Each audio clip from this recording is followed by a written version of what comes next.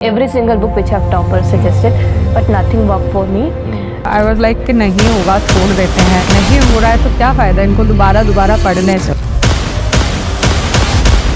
I would like to thank Study IQ. I got connected to Study IQ. Study IQ ने मेरा mains तक मैंने साथ दिया, उसके बाद भी उन्होंने मेरा साथ नहीं छोड़ा। And I have taken this mock at Study IQ. And I would recommend Study IQ. Yes, I will definitely recommend Study IQ. नमस्कार दोस्तों क्या एक बार फिर से 1973 रिपीट होने वाला है, क्योंकि जिस प्रकार के हालात बन रहे हैं इजराइल और ईरान के बीच में, ये सिर्फ दो देशों का मामला नहीं रह जाएगा, ये पूरे दुनिया की ग्लोबल सिक्योरिटी पर असर डालेगा।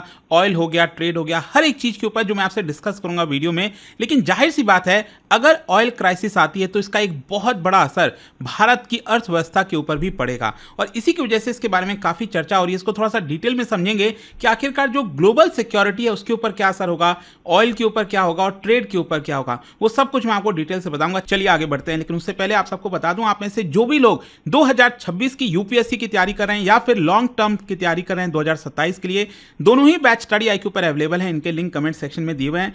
यूज करना है आपको ये कोड अंकित लाइव चेकआउट के समय, ताकि आप मैक्सिमम जो डिस्काउंट है वो ले सकें। चलिए शुरुआत करते हैं। सबसे पहले यहां पर अगर हम ईरान और इजराइल टेंशंस की बात करें तो हिस्टोरिकली आप सब जानते हैं कि ईरान और इजराइल, एक तरफ इस्लामिक रिपब्लिक है ईरान, दूसरी तरफ जूइश स्टेट है इजराइल, दोनों के बीच में हॉस्टाइल रिलेशंस हैं। लेकिन पहले ऐसा नहीं होता था। 1979 के पहले जब शाह का शासन था तो उस समय इजराइल और ईरान के बीच में अच्छे खासे रिलेशंस हुआ करते थे। लेकिन 1979 में जो रेवोल्यूशन आता है उसकी वजह से ईरान इस्लामिक रिपब्लिक बन जाता है, जो आज के डेट में हम देखते हैं। और उसी के बाद से अगर आप देखिए तो यहाँ पर दोनों के बीच में काफ़ी ज़्यादा तनाव बना रहता है, मतलब कट्टर दुश्मन देश जिसको कहते हैं ना, वो आपको देखने को मिलेगा। So Iran does not recognise Israel, Iran कहता है कि हम इजराइल को रिकॉग्नाइज ही नहीं करते। दूसरी तरफ जो एंटी इजराइल ग्रुप है, चाहे वो लेबनान में हिजबुल्ला हो गया, गाजा के अंदर हमास, इस्लामिक जिहाद, वो लोग लगातार सपोर्ट करते रहते हैं ईरान को। और दूसरी तरफ यहां पर अगर आप देखिए इजराइल के बारे में, तो इजराइल ये कहता है कि जो ईरान है वो न्यूक्लियर वेपन्स का डेवलपमेंट कर रहा है। और ये जो पूरा वॉर है उसका कारण ही यही है कि इजराइल का ये मानना है कि ईरान इस समय बहुत जल्द एक न्यूक्लियर वेपन डेवलप करने वाला था, और अगर ऐसा हो जाता तो उनके लिए एग्जिस्टेंशियल खतरा बन जाता है। एंड दैट इज वाई लगातार उनके जो न्यूक्लियर साइट्स हैं उसके ऊपर हमला किया जा रहा है। खैर, क्वेश्चन अब यहां पर यह आता है, क्योंकि इन सब के बारे में तो आप लगातार सुन ही रहे होंगे, क्वेश्चन यहां पर यह है कि इसका ग्लोबल सिक्योरिटी के ऊपर क्या इंप्लीकेशन है।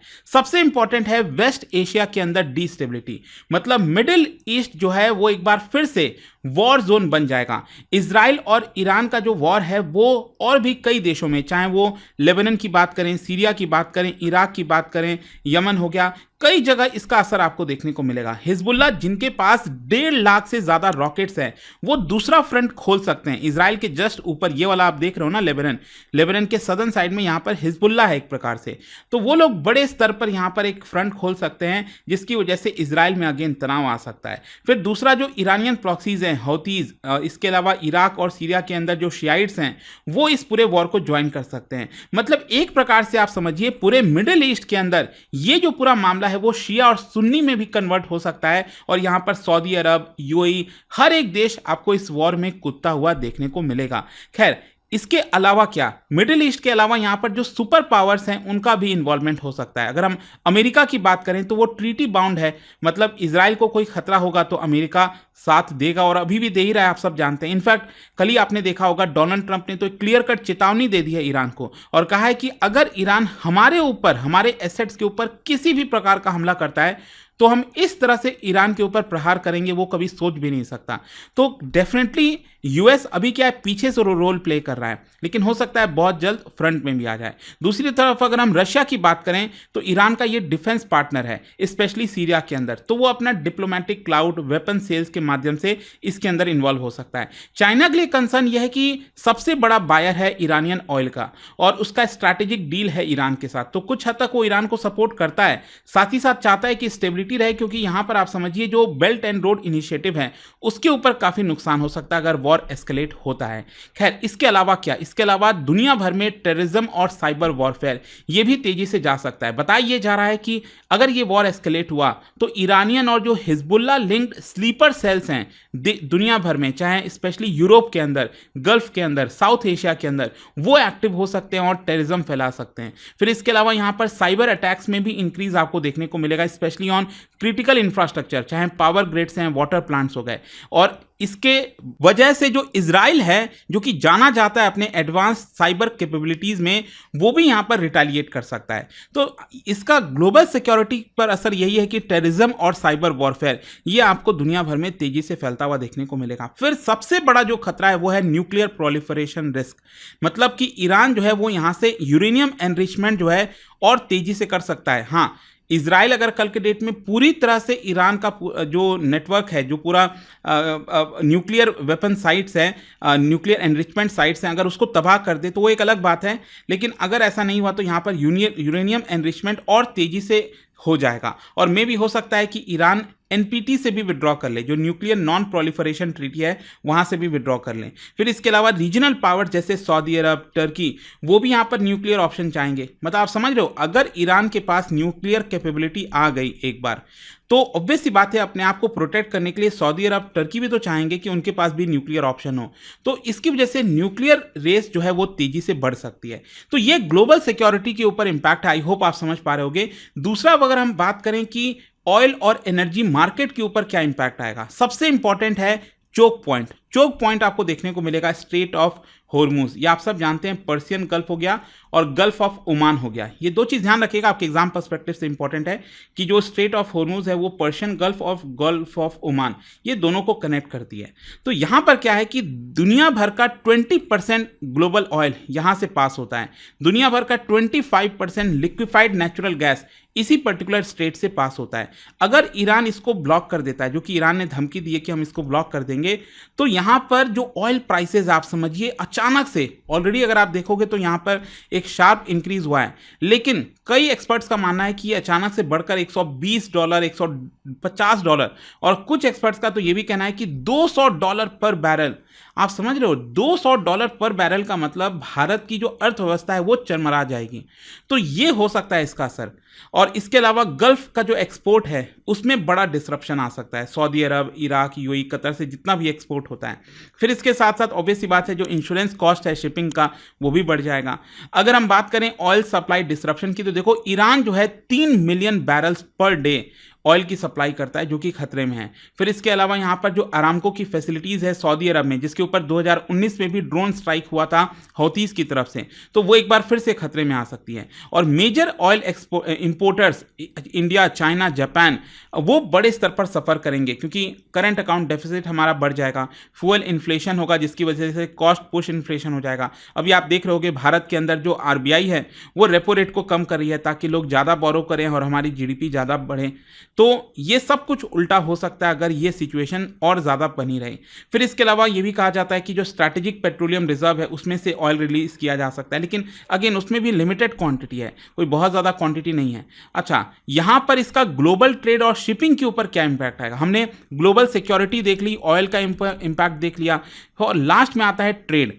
तो यहाँ पर क्या है ना कि हॉर्मूज के अलावा यहाँ पर 2 और इंपॉर्टेंट पॉइंट्स हैं, और वो है बाब एल मंडेब स्ट्रेट। अगेन इस मैप में अगर आप देखोगे तो यहाँ पर गल्फ ऑफ एडन हो गया और रेड सी हो गया, इसको ये कनेक्ट करता है बाब एल मंडेब। और तो आप सब जानते ही हैं कि यमन में जो हौतीज़ हैं यहाँ पर ऑलरेडी अटैक कर रहे हैं शिप्स के ऊपर रेड सी में, तो एक तो यहाँ पर इसके ऊपर और खतरा बढ़ सकता है। फिर जो सुएज कैनाल है, यहाँ पर आप सब जानते हैं सुएज कैनाल इजिप्ट में, तो वो भी यहाँ पर प्रॉब्लम क्रिएट कर सकता है। अगर वो क्लोज हो गया तो अगेन फिर से जो पूरा गुड्स है उसको नीचे से केप ऑफ गुड होप के थ्रू लाना पड़ेगा, जिसकी वजह से जितना टाइम लगता था उसमें 10 दिन और एक्स्ट्रा जोड़ लीजिए, और टाइम तो ज़्यादा लगेगा, इसकी वजह से जो कॉस्ट एस्केलेशन होगा वो बहुत ज़्यादा हो जाएगा। मतलब कॉस्ट और टाइम दोनों ही स्पाइक यहाँ पर हो जाएंगे, और अल्टीमेटली ग्लोबल इकोनॉमी के ऊपर इंपैक्ट आएगा, क्योंकि जो सप्लाई चेन बॉटलनेक्स है कार्स के लिए, सेमीकंडक्टर, फर्टिलाइजर, हर तरफ प्रॉब्लम देखने को मिलेगी। ग्लोबल इकोनॉमिक फोरकास्ट जो है उसको रिवाइज किया जाएगा, नीचे की तरफ किया जाएगा। ग्लोबल रिसेशन का एक बड़ा खतरा आ सकता है, मतलब हर तरफ से असर हो रहा है। जहां तक सवाल है कि इसका स्ट्रैटेजिक कंसर्न क्या है भारत के ऊपर, तो देखो एक तो हम एनर्जी सिक्योरिटी की बात कर रहे हैं। ईरान एक समय में भारत का 3rd लार्जेस्ट ऑयल सप्लायर था, तो अभी भी मतलब खरीदते हम नहीं, हम ऐसा बोलते हैं नहीं खरीदते हैं, अब क्या पता पीछे से कोई ऑयल आता हो तो नहीं पता, लेकिन यहाँ पर सैंक्शंस और वॉर आने की वजह से ये भारत के लिए एक बड़ा शॉक होगा। फिर इसके अलावा 8 मिलियन इंडियंस वेस्ट एशिया के अंदर रहते हैं, तो उनके ऊपर भी असर होगा। चबहार पोर्ट, हम कोशिश क्या कर रहे हैं कि ईरान के थ्रू चबहार पोर्ट से जो है अफगानिस्तान की तरफ जाए जाए, अब वो पूरी तरह से ब्लॉक हो सकता है। जियोपॉलिटिकल बैलेंसिंग, मतलब भारत को यहाँ पर नेविगेट करना होगा इजराइल के साथ, ईरान के साथ, अरब देशों के साथ, कि कैसे हम इसमें से अपने आप को बैलेंसिंग तरीके से, फॉर एग्जांपल अभी जो रशिया यूक्रेन वॉर में हमने बैलेंसिंग रोल प्ले किया था, क्या यहां पर भी हम वो चीज कर पाएंगे, वो देखने वाली बात होगी। तो ये तो भारत के ऊपर असर हो गया। जहां तक बाकी देशों का सवाल है, चाइना की अगर हम बात करें, मैंने आपको पहले ही बोला कि ईरानियन ऑयल का सबसे बड़ा बायर है, तो वो चाहेगा कि यहां पर स्टेबिलिटी रहे, अदरवाइज उसका जो BRI है इकोनॉमिक के ऊपर काफ़ी इंपैक्ट आएगा।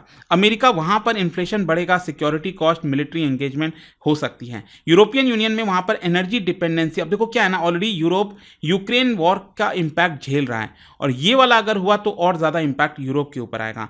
गल्फ स्टेट की जहाँ तक बात है तो देखो उनके जैसे सऊदी अरब, कतर, UAE, वहाँ पर ड्रोन अटैक्स हो सकते हैं उनके ऑयल इंफ्रा के ऊपर।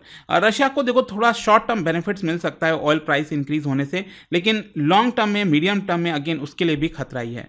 तो ओवरऑल देखो कंक्लूजन ये निकलता है कि ईरान इजराइल वॉर ये बेसिकली सिर्फ वेस्ट एशिया के अंदर डिस्टेबिलिटी नहीं ला रहा है, ये ग्लोबल इकोनॉमी के ऊपर, ऑयल मार्केट के ऊपर, मैरीटाइम ट्रेड रूट्स के ऊपर, वहां पर भी आपको एक सबसे बड़ा खतरा देखने को मिलेगा। खतरा है ग्लोबल ऑयल शॉक का, मल्टी फ्रंट रीजनल वॉर का, इकोनॉमिक रिसेशन का और ग्लोबल सुपर पावर्स के इन्वॉल्वमेंट का। तो क्या ये 1973 के ऑयल क्राइसिस जैसा है या फिर 1990 का जो गल्फ वॉर है, क्या उस तरह का इंपैक्ट आएगा, ये तो समय ही बताएगा। बाकी आप क्या सोचते हैं इसको लेकर मुझे कमेंट्स में जरूर बताइएगा। और जाने से पहले एक बहुत ही इंटरेस्टिंग क्वेश्चन, क्या आप अरेंज कर सकते हैं, मतलब क्लॉकवाइज ऑर्डर में आपको अरेंज करना है स्टार्टिंग फ्रॉम वेस्ट, ये कुछ लोकेशंस दी हुई हैं। इसका राइट आंसर आप सब जानते हैं, मेरे इंस्टाग्राम पर तो मिलेगा ही, वहां पर अगर आप नहीं हो कोई बात नहीं, टेलीग्राम से ले सकते हैं इसका सही उत्तर। और दोस्तों जैसा मैंने आपको बताया 2026 या 27 की आप तैयारी कर रहे हो, हमारा प्रतिज्ञा बैच जरूर अवेल करिए। इसके अंदर आपको मिलता है कंप्लीट प्रिपरेशन और बुक्स का पूरा सेट आपके घर पर भेजा जाता है। अगर आप प्रीलिम्स को भी सिर्फ क्रैक कर लेते हैं तो पूरा फीस आपका रिफंड कर दिया जाएगा। बस आपको यूज करना है ये कोड अंकित लाइव चेकआउट के समय, ताकि आप मैक्सिमम डिस्काउंट ले सकें। दोस्तों एक बड़ी खुशखबरी है, P2I फाउंडेशन 2026 प्रतिज्ञा बैच अब हो चुका है लाइव, और नया बैच 23 जून से स्टार्ट हो रहा है। यह सिर्फ एक कोर्स नहीं, यह है एक कंप्लीट रोड मैप जो आपको 0 से IAS ऑफिसर बनने तक लेकर जाएगा, step by step guidance, full mentorship के साथ। फीचर्स जो बनाते हैं प्रतिज्ञा बैच को सबसे खास, 1000+ आवर्स की लाइव क्लासेस इंडिया के टॉप एजुकेटर्स के साथ, हर स्टूडेंट के लिए 1-to-1 personal mentorship, hand written notes, smart और क्विक रिवीजन के लिए, PRP and MRP, residential programmes for prelims और मेंस। और दोस्तों यह सब कुछ के साथ मिलता है क्लियर करो प्रीलिम्स, पूरा फीस रिफंड पाओ, मंथली टॉपर्स को 11,000 रुपीज तक कैश रिवॉर्ड। और हाँ, सुबह से कई स्टूडेंट के मैसेज आए, लेकिन 10 जून के बैच अब क्लोज हो गया है, तो सुन लीजिए 23 जून से वही बैच दोबारा स्टार्ट हो रहा है, सिर्फ आपकी डिमांड पर। इसको लेने के लिए आप क्लिक कर सकते हैं कमेंट सेक्शन में लिंक को, और यूज करना है आपको कोड अंकित लाइव ANKITLIVE चेकआउट के समय, ताकि आप मैक्सिमम डिस्काउंट पर इस बैच को ले सकें। सीट्स लिमिटेड हैं और बहुत तेजी से भर रही हैं, तो देर मत कीजिए, आज ही शुरू कीजिए अपनी IAS की जर्नी विद प्रतिज्ञा। Every single book which have toppers suggested, but nothing worked for me.